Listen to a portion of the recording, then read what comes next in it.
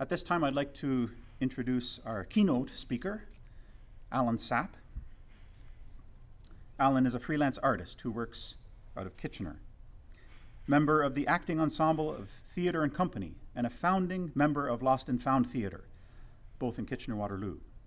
For the last 10 years, Alan has been a member of the drama faculty at Rockaway Mennonite Collegiate. He has directed plays and musicals there, and some of his favorite productions include Godspell, Frankenstein, and The Importance of Being Earnest. The title of Alan's presentation here is The Dramatic Arts and Christian Formation. So, Alan, welcome.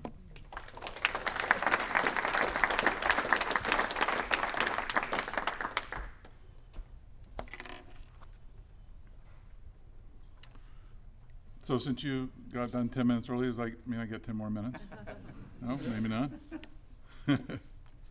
Thank you, Matthew. I especially am grateful to Matthew when he reached out to me a couple of months ago and asked me if this sounded like something I wanted to be a part of. And it's not something I commonly do, but I certainly welcome the opportunity to do that and to come and speak with you here tonight.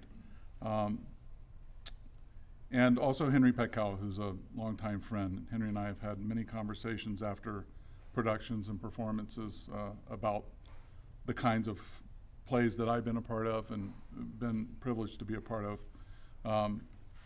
I no longer am a member of Lost and Found Theatre, and Theatre and Company stopped being a theater in 2008, I think. I left in 2004. There's all kinds of stories about the reasons for that, but suffice it to say they were both very important points in my life.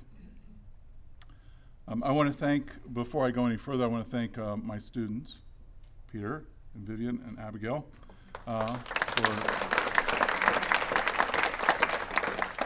for what they offered for you tonight. The piece that they did is written by a company called Writing Lights Theatre Company. They're in England.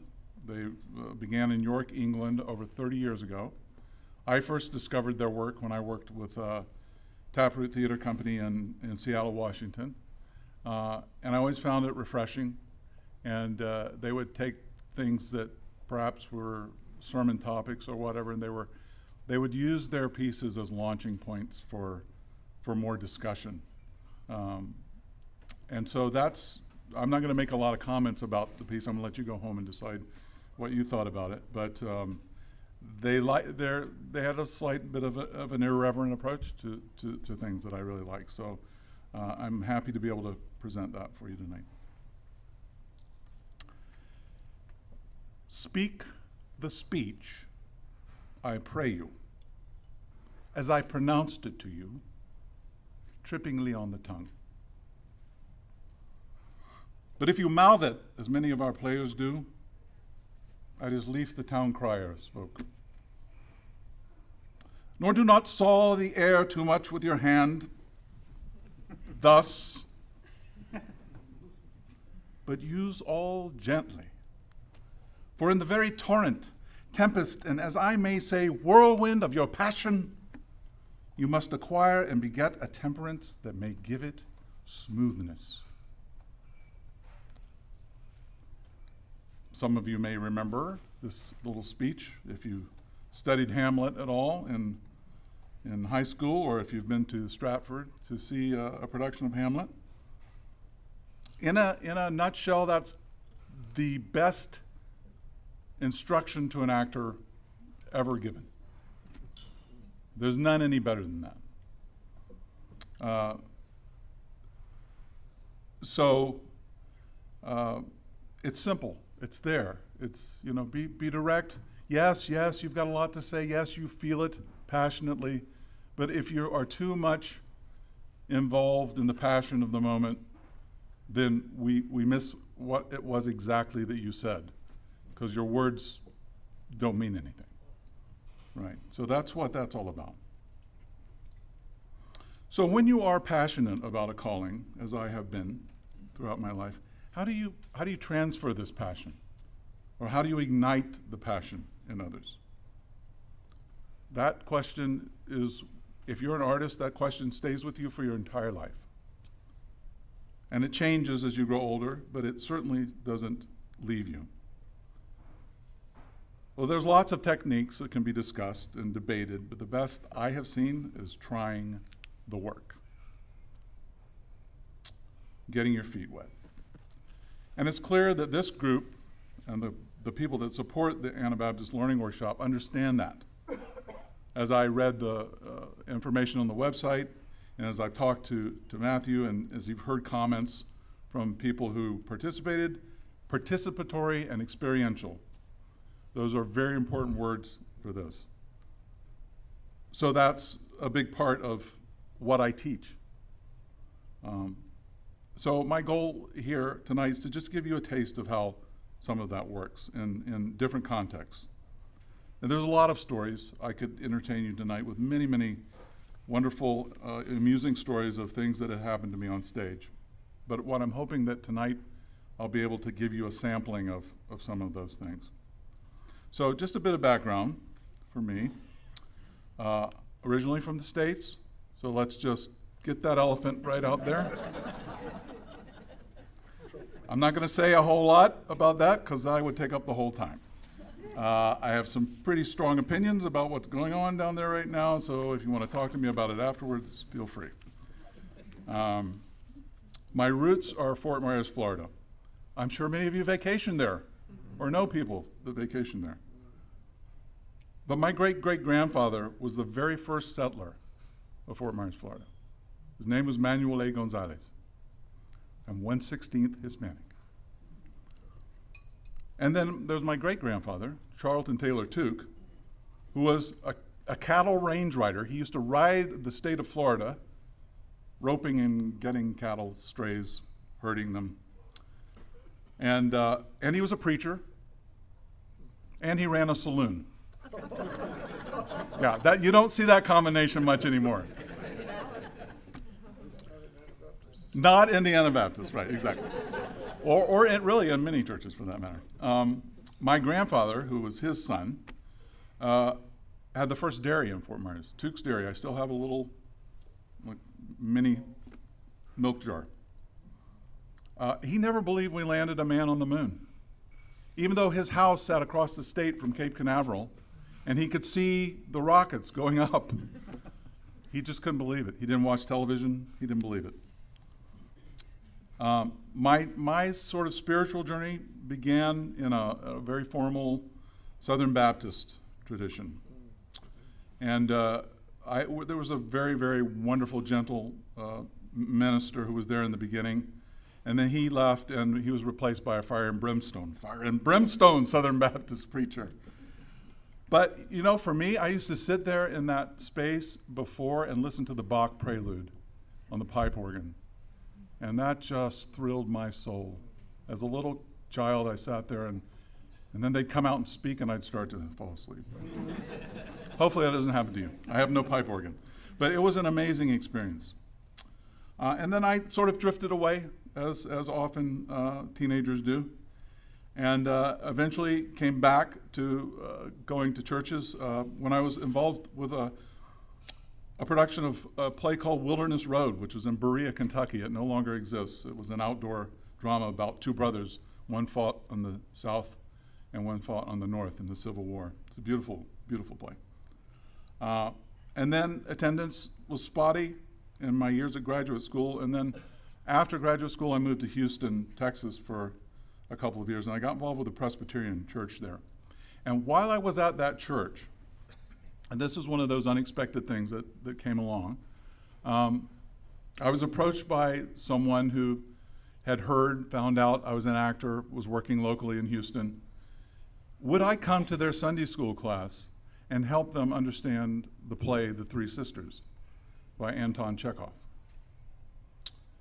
And I had been in a production of it in university.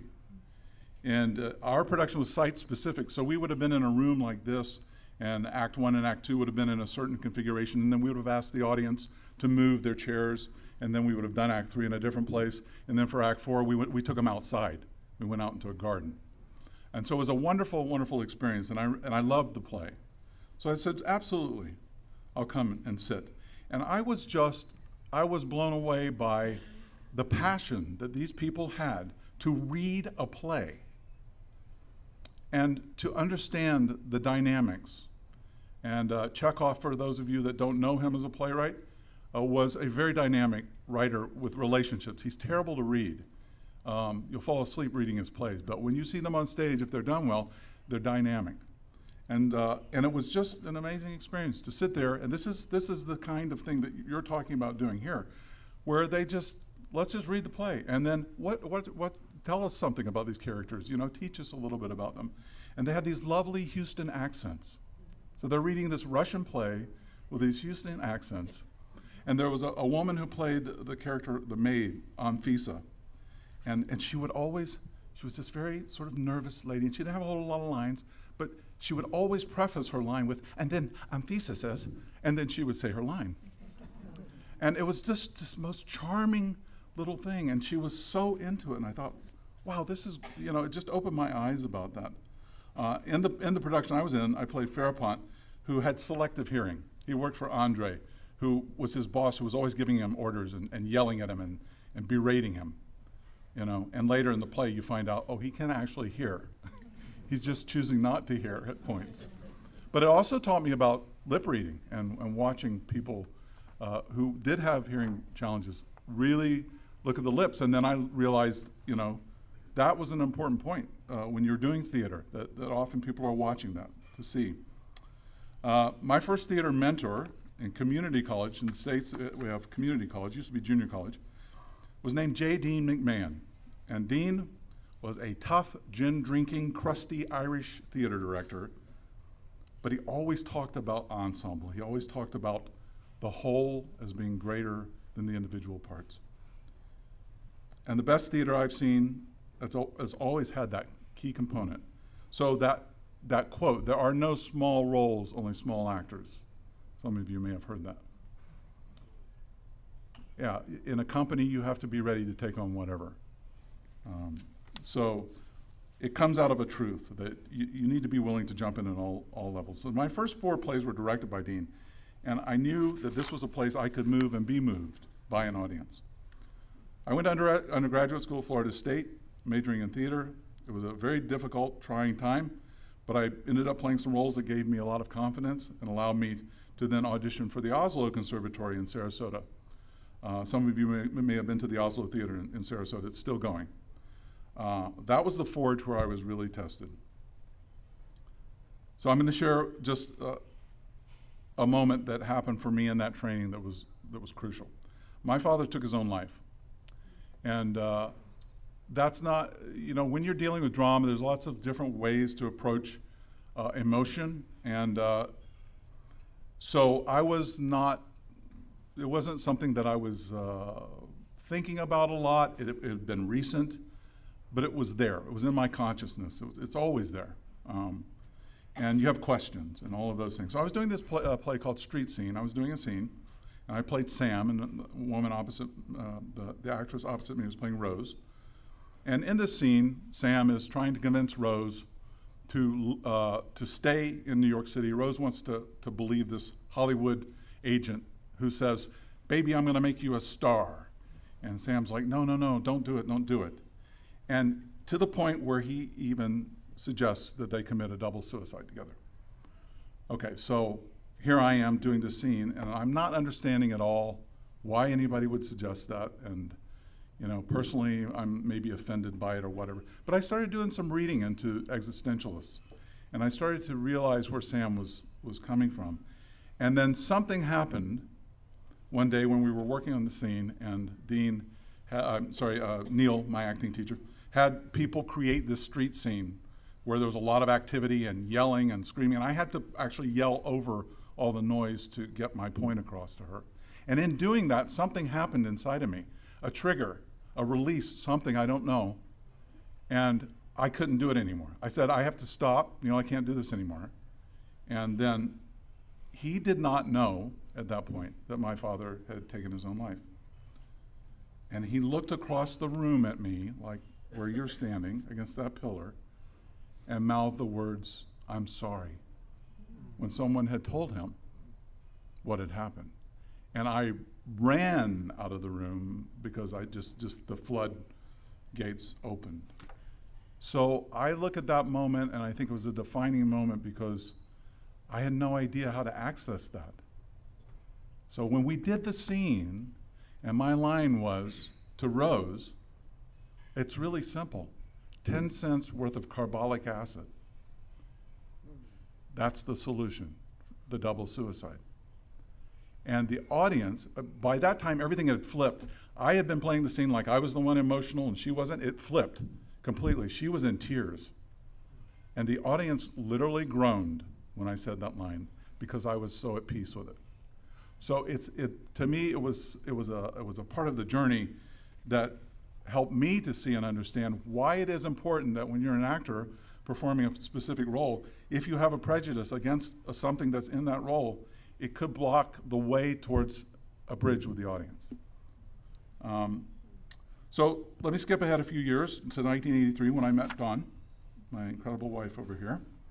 And we always tell people the short version of the story is she's from Michigan, I'm from Florida, we met in South Dakota. That's it. I got involved with the Black Hills Passion Play, which is the story, it's no longer an event, it's outdoors again, story of the last week of Christ's life. And I sort of crashed an audition for that.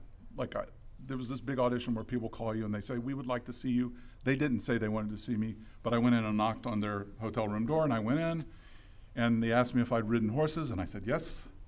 And that amounted to a childhood memory with my grandfather's horse and then riding at a friend's birthday party. And that was it. So I was tested that summer with that, but I'm a much better horse rider since then.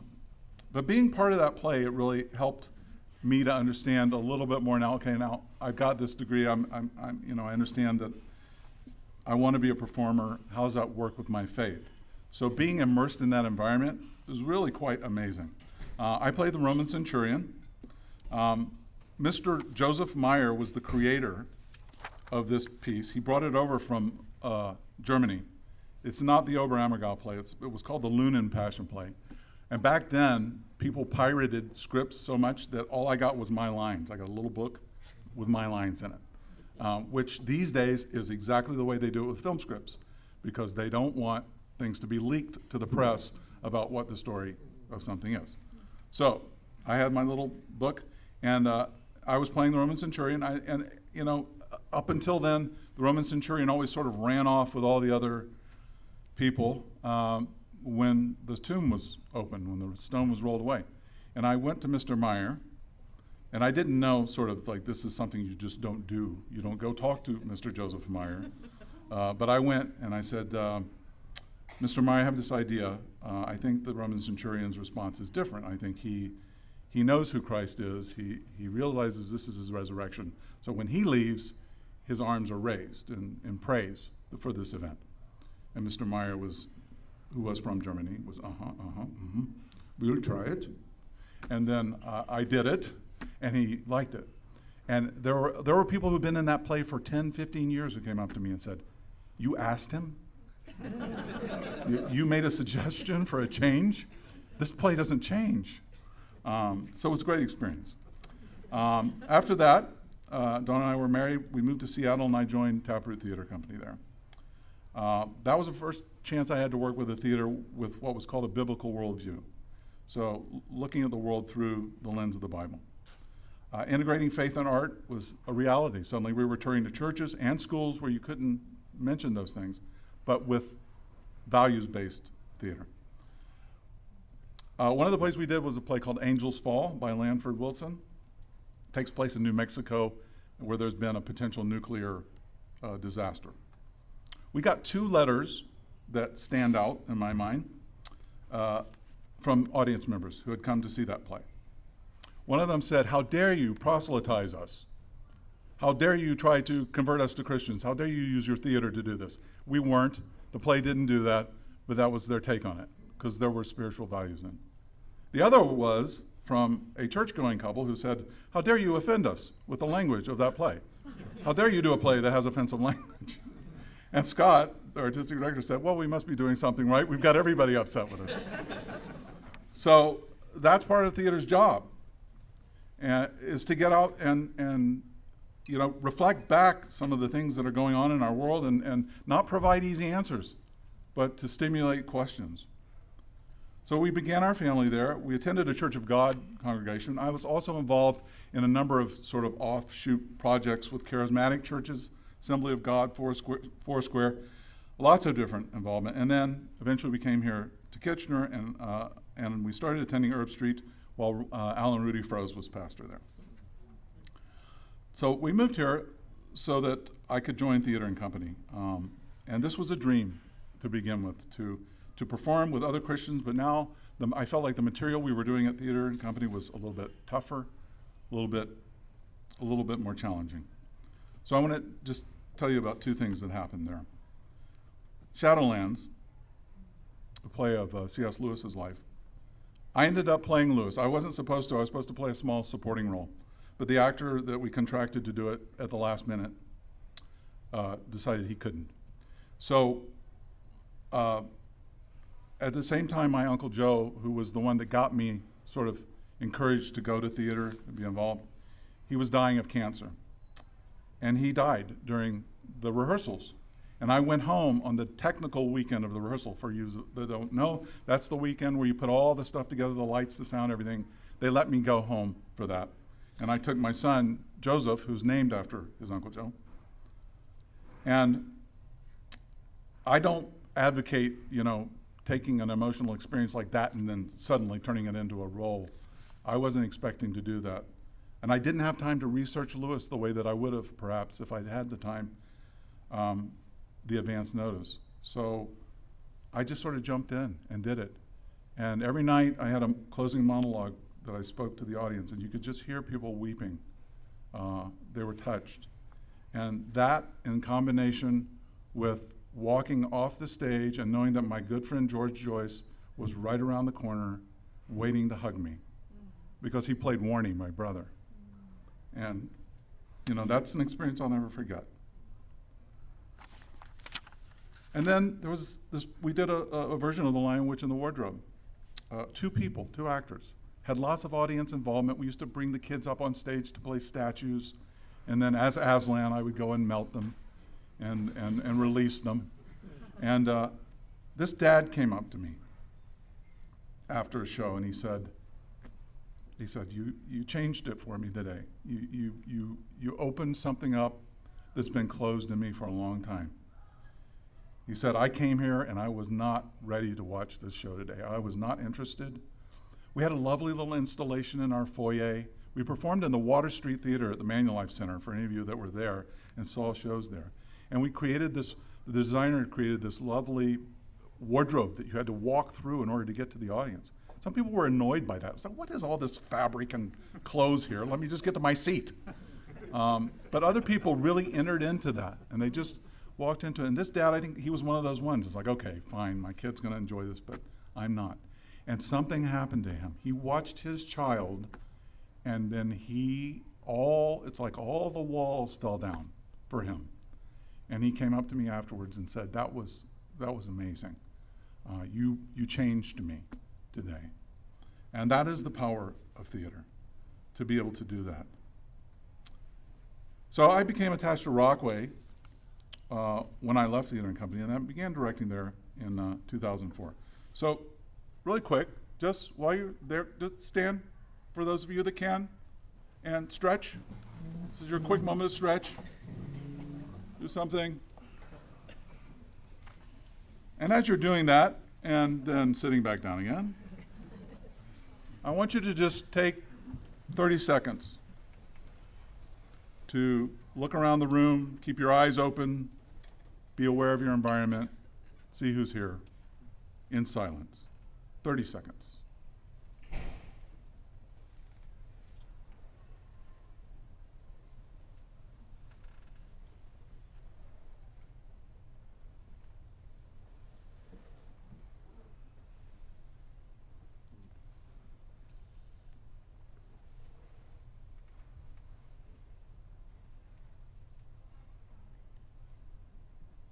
Did that feel long? That feel long to somebody? Some of you know?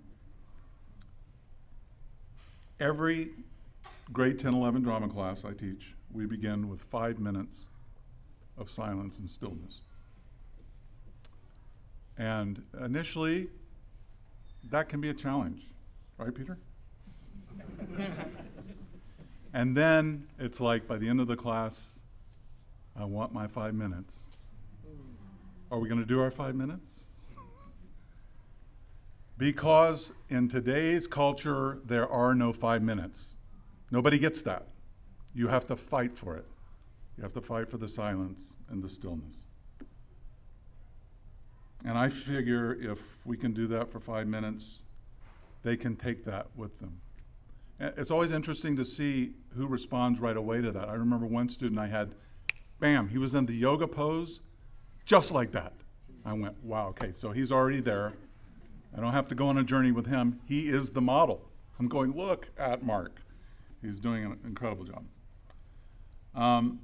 I've really enjoyed my teaching time there.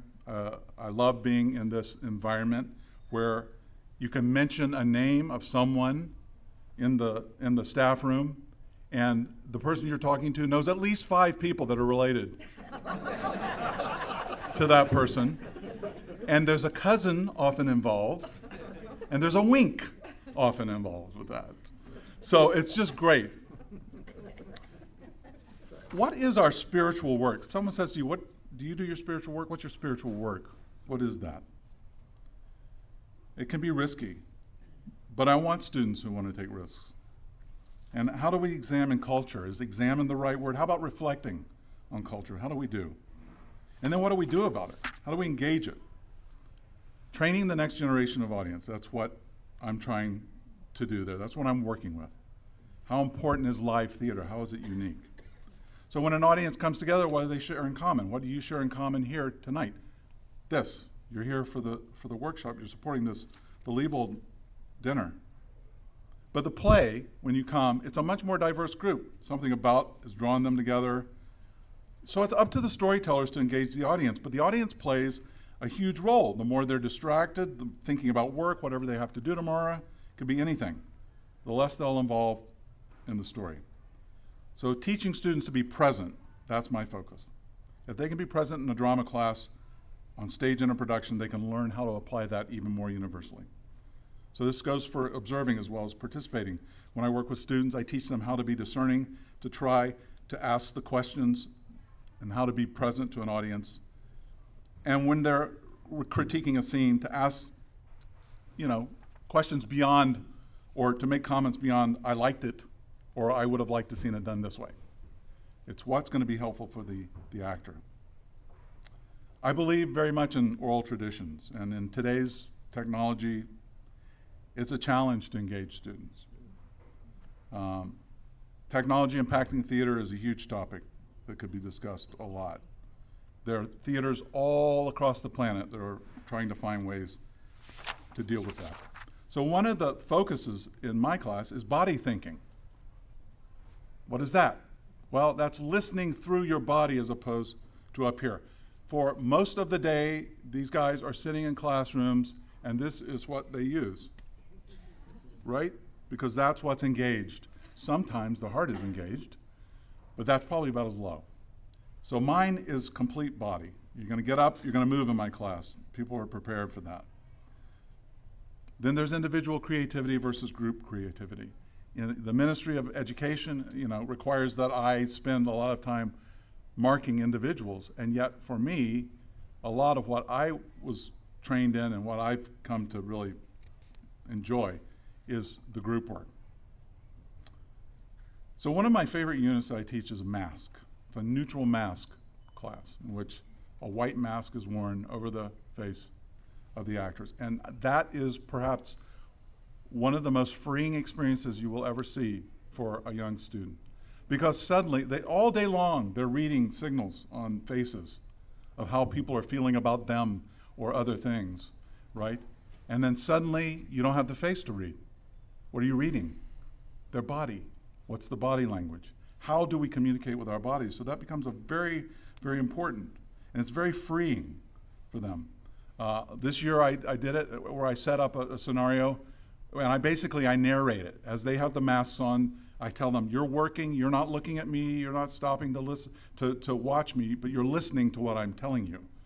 So they're in a scenario where I say, and in 5 minutes, you're all going to die.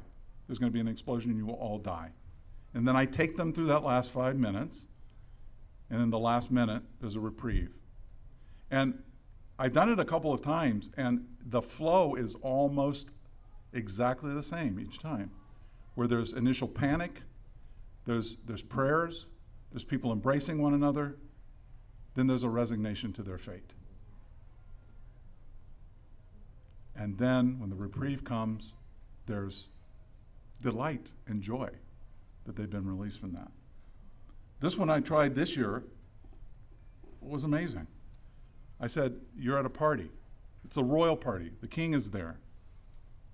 And they were all doing royal things and pretending to have royal drinks. And then I said, and now the king's, now a homeless person comes in to the room. And it just was great to watch how they related to that. Some went, some took, offense, some, what are you doing in the king's palace? And then I said, it's the king's long-lost brother.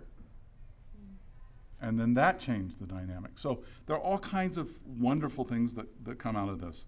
Additionally, I do a Shakespeare scene study, and of course we have Stratford right down the road, so it's really, really great that our kids get to go and see that. I want to tell you about 2 students that sort of came through this.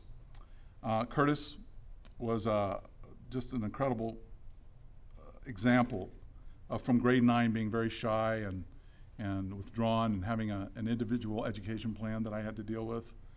And he moved from doing that to playing leading supporting roles, whereas he had memory problems and stuff. But I never let that stand in the way. I said, Curtis, you can do this, and he did.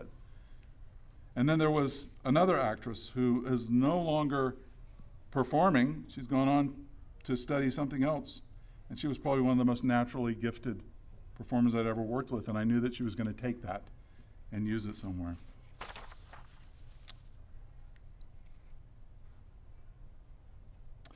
The interest in drama now in the Mennonite churches is high. It's good. You have Theater of the Beat. Johnny Weidman is a brilliant young man. I can tell you that with assurance. He is. He knows what he's doing. I was able to work with him on the House of Friendship project, the 75th anniversary at Rockaway. And he's humble. He's just the perfect kind of person to have doing the kind of theater that he's doing. And Johnny recommended a young lady named Emma Dines, who I've been working with, and then Dan Kruger, who's the son of Chuck Kruger, who teaches at Rockaway. I'm working on a piece about the nickel mines shooting. It's going to have 25 to 30 performers in it. Dan has found already some Amish music that's absolutely stunning. I listened to a recording of it. Some of you here will know the tradition of what he's talking about, the singing, the call and response. It's not vocally like anything I've ever heard before. It's chilling. And this story is going to be told with music. There'll be an Amish chorus. That's all they'll do is sing. There'll be an English chorus who will perform the roles. We're not attempting to put words into the mouths of the people who this happened to, except for 10 young girls who will play the girls who were killed. But their words will be very simple and very straightforward. I somehow have a feeling that this play might be of interest to you. It's now in its second draft. I'll be working with Emma and Dan shortly to create a draft that we can then take into a staged reading, which we will do. And there will be a very specific invited audience to that, and then we will produce the play, I hope, either here at Theater of the Arts or at the Conrad Center, or perhaps both. But that's a couple years maybe down the road. But I just wanted to let you know about that project and tell you that, for me, it's the most exciting thing I'm working on theatrically right now. I did get a letter of support from Marlene Epp here, so that was great. And then I also had Mark Yancey write me a letter. So I'm hoping to make connections and network within the Mennonite community so that this can happen. So thank you for your time. This has been great to be able to speak with you, and I'll be here for a little bit. So thanks, Matthew, again, for inviting me.